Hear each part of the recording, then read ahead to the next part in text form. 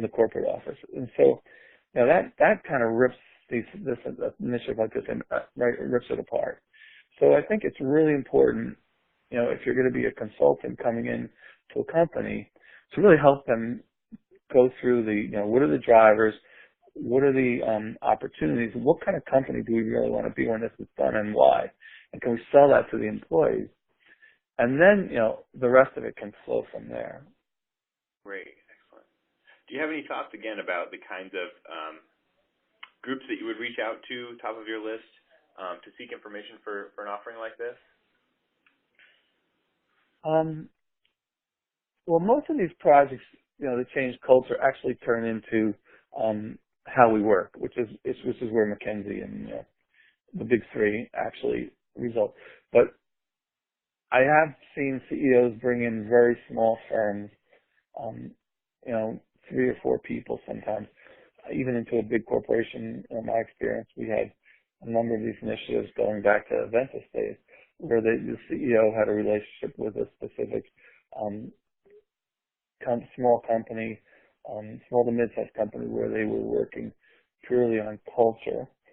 And then a similar situation with the original CEO for Sanofi, where they worked with small entities, bringing the top 100 or top 250 employees together to focus on culture.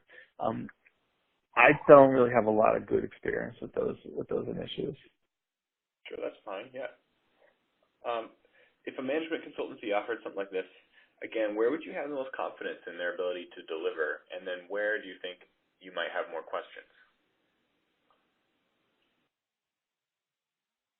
Well, if they're just going to come in, and the management's going to give them the project, and they're going to walk out and come back with exercises, and again, this is almost impossible to change a culture of a company. It is the result for me of everything else the company does is the culture you have.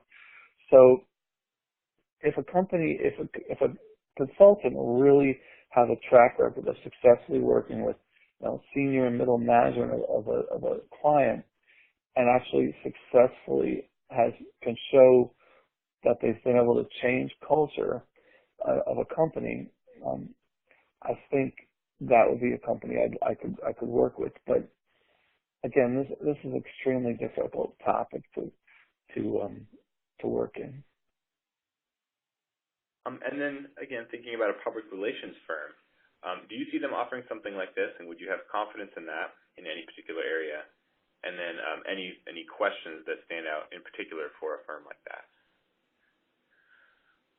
I think public relations, it's going to be, in my mind, if I was going to bring somebody in like this, it would be more specific to how are we working with key stakeholders, how are we working with the government agencies that are important for us around the world, how are we working with the regulatory agencies, and how can we kind of change that way we work, which is really dramatic, has had to change dramatically in the last 10 years.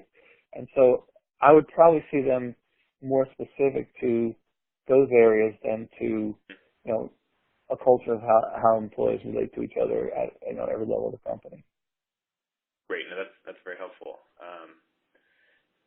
Excellent. Any other final thoughts on this one? And just want to keep moving ahead. I think in general the big three and maybe the big five are not very helpful in terms of culture shift. It's just, if you look at the culture within their own companies, they're not great. So it's not something that you would necessarily go to them routinely. I think if you're looking about projects about how we work and how can we work more efficiently, for me that's not necessarily culture. That's more about efficiency. Then the traditional big players are probably more in their comfort zone. Right. Okay. Excellent. So I'll put the last one up on the screen and give you a chance to have a look here. It's a little bit shorter. Okay. Great. So is there a market for an offering like this, or not really?